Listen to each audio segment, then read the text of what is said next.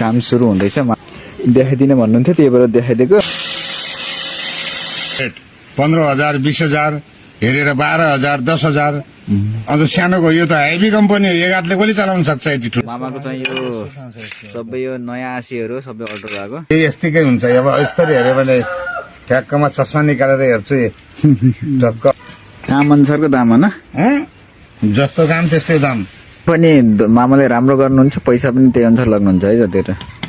दुनियाँले कपडा सिल्छ अहिले ठगैले कपडा सिल्छ मगरले कपडा सिल्छ बाहुनले कपडा सिल्छ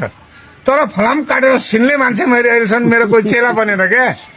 यो hardly working the iron working भन्दा हार्डली वर्किङ हो त्यही भएर यो फलामको कोही छैन मान्छे म पनि छोडिदिन्छु मेरै सिपको हेलामा म दलित भएर म लोहार भएर त्यस्तो छैन अनि त्यो भएर मलाई टेन्सन हुन्छ त्यही भएर ब्रेक हान्ने भनेको